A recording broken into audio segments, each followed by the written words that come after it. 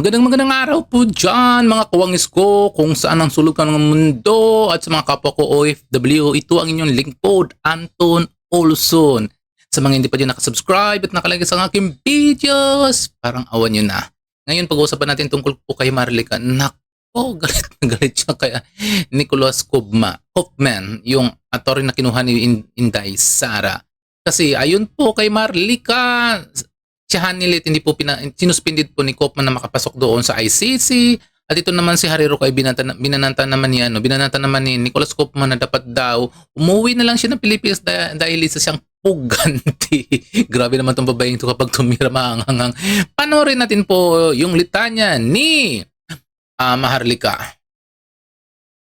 Sabi niya, Hanilet Abansenya, so it would appear, sabi niya, is emotionally distressed for reasons on which I mentioned previously. Emotionally distressed.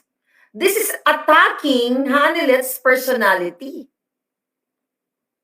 Lahat naman ay distressed sa pangyayari. Lahat emotional ang pamilya. But as a lawyer, hindi dapat sinasabi ni Kaufman ito.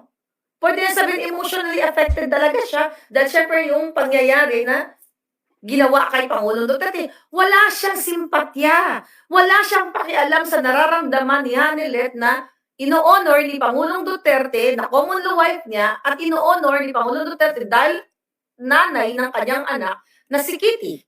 Sinasabi niya nga, as I mentioned previously, I cannot elaborate. So may pabitin pa siya. Ano yung cannot elaborate?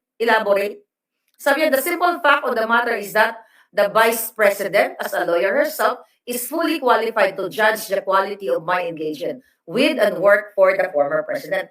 Meaning, mga kababayan, di ba, tinawag niya emotionally distressed si Hanilet at parang sinasabi niya na hindi stable. Di ba? Yung emotion. Kasi emotion, when you say emotionally, di ba, connected yan sa ating mental. Di ba? Sa ating mental and if you're mental and emotional. So parang sinasabi niya dito, mga kababayan, mga palangga, na si Hanilet ay hindi stable ang feelings or pag-iisip. Something to that effect. So hinusgahan kaagad niya si Hanilet at pinapaliwanag niya dito, malinaw sa sikat ng araw na hindi si Hanilet ang ano dito, parang ang boss o hindi si Hanilet yung sinusunod niya. Wala siyang pakialam si Hanilet kasi si Vice President Sara daw, sabi niya, sabi niya dito, the simple fact of the matter is that the Vice President sa lawyer is fully qualified to judge the quality of my engagement. So parang sinasabi niya dito na si Inday Sara, okay, ang pwede lang magsabi niyan, okay, mag-verify or sabi na kung anong klaseng quality ang kanyang bilang abogado dito. Pagka-abogado dito kay Pangulong Duterte. So mga kababayan, ito ay isang maliwanag talaga na sa salitang maintindihan ng kapitbahay, wala akong pakialam kay Hanilet. Kasi hindi siya naman decision maker. Wala akong pakialam kasi common law wife lang yan. Di ba? So, inililihis ni Kaufman. Okay? Yung issue actually, kasi sinasabi niya dito na yung kanyang ano lang dito, boss o yung kanyang kliyente lang dito ay si Vice President Sara. Kasi isa din abogada si Sara, si Sara lang ang pwede mag-qualify, magsabi kung anong klaseng lawyer siya, kung anong klaseng yung kanyang performance o as a lawyer ni Pangulo Duterte. So, hindi si Hanilet ang dapat ng sundin. Wala akong pakialam kay Hanilet dahil si Sara lang ang aking, we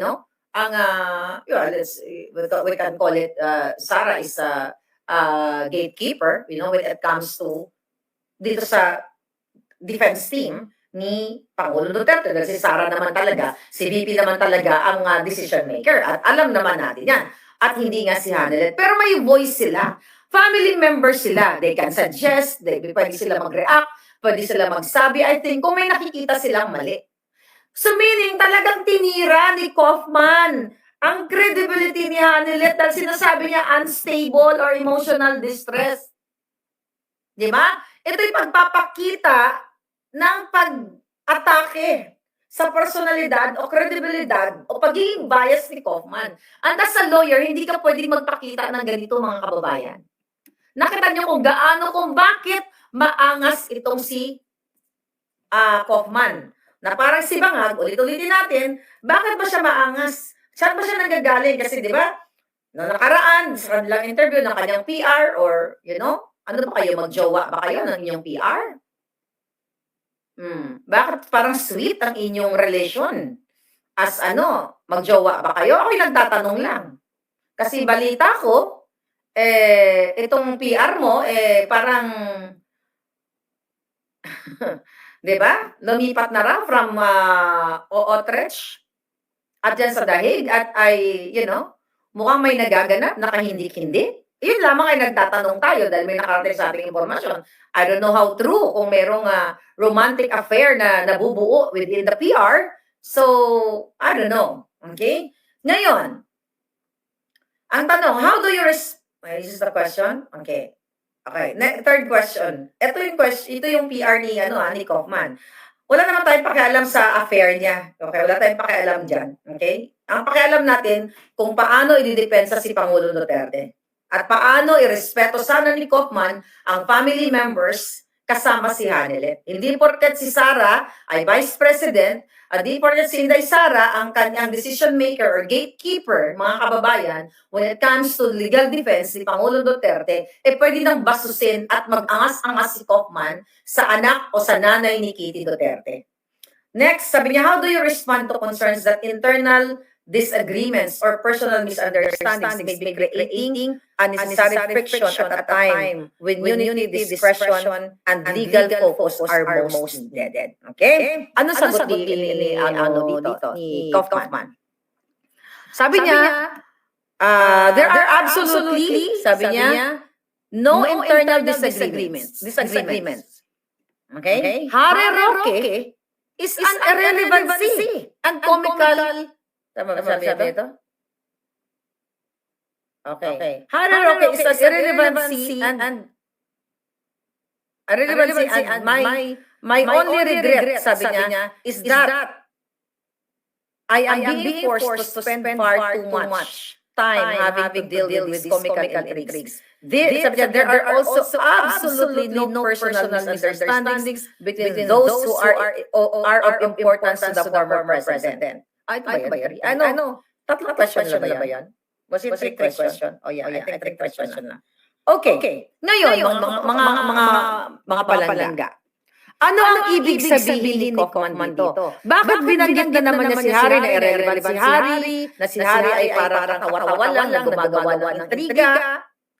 Malinaw Ang tanong wala naman mention actually, na hindi naman, nabanggit si Harry sa tanong, pero syempre gawa din ng tanong, malinaw na bastos at maangas si Kaufman. Bakit niya naman dinadrag si Harry Roque ito? Bakit niya dinadrag? Kasi nga alam niya na si Hanelet ay nagko-consult din kay Harry Roque. At hindi lang naman si Hanelet ang nakikipag-usap kay Harry Roque. Even si Inday Sara.